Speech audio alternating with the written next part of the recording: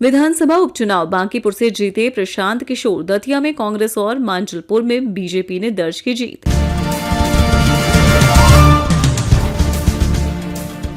बिहार की बांकीपुर विधानसभा सीट पर हुए उपचुनाव में जनसुराज पार्टी के प्रशांत किशोर जीत गए हैं। इस सीट पर बीजेपी के नीरज कुमार दूसरे नंबर पर हैं।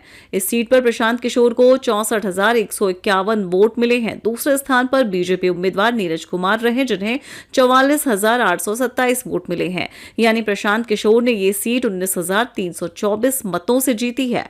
आरजेडी की रेखा कुमारी 14,273 वोट मिले हैं। बांकीपुर सीट पटना के शहरी इलाके में मौजूद है और इसे बीजेपी का मजबूत गढ़ माना जाता है। इस सीट से बीजेपी अध्यक्ष नितिन नवीन विधायक थे। वहीं मध्य प्रदेश के दतिया सीट पर हुए उपचुनाव में बीजेपी के आशुतोष तिवारी कांग्रेस के घनश्याम सिंह से हार गए हैं।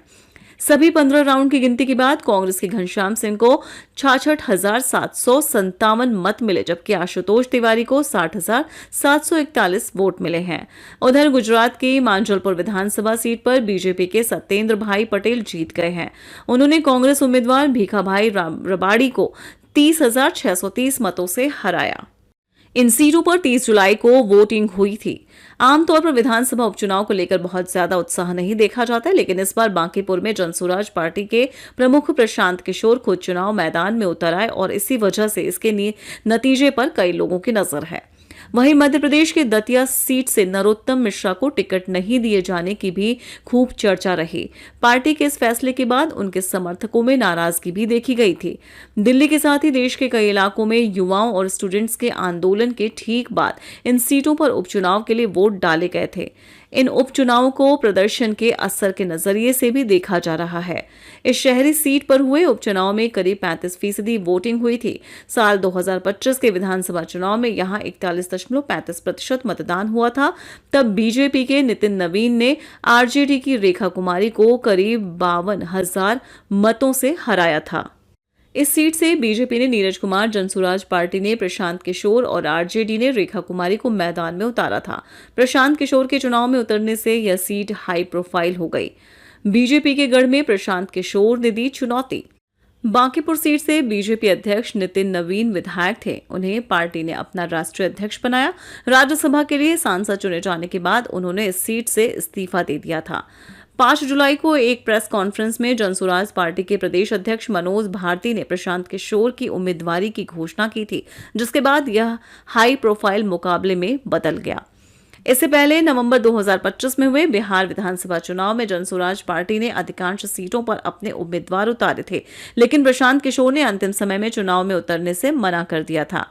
उन्होंने कहा था कि यह उनकी पार्टी का फैसला था कि बाकी सीटों पर ध्यान देना जरूरी है। बांकीपुर से चुनाव लड़ने की घोषणा के बाद उन्होंने कहा था कि मैं बांकीपुर उपचुनाव में लड़ने की जिम्मेदारी को उसी लक्ष्य की तरफ एक कदम मानता हूं। नवंबर 2025 में हजारों और लाखों लोग जनसुराज के विचारों और प्रयासों से जुड़े थे। अगर हम जीते तो इससे न सिर्फ यह आंदोलन मजबूत होगा, बल्कि बिहार में बदलाव की सोच को भी नई ताकत मिलेगी।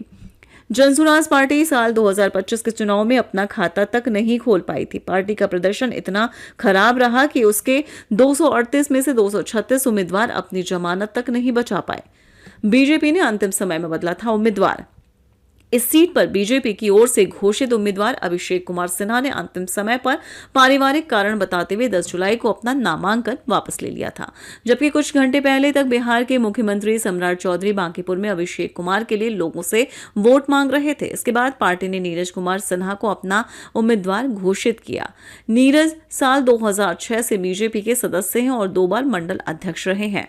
इस पूरे घटनाक्रम पर प्रशांत किशोर का कहना था कि जनता के पास अब विकल्प आ गया है, तो बीजेपी को अब उम्मीदवार नहीं मिल रहा है। ताजा खबरों के लिए India 24 news express live channel को सब्सक्राइब जरूर करें, साथ ही बेल आइकन दबाना ना भूलें। अगर आप हमें फेसबुक, ट्विटर, इंस्टा के माध्यम से देख रहे हैं तो पेज को फॉलो जरूर करें। वीडियो अच्छा लगा हो तो वीडियो को लाइक, शेयर और कमेंट जरूर करें। धन्यवाद।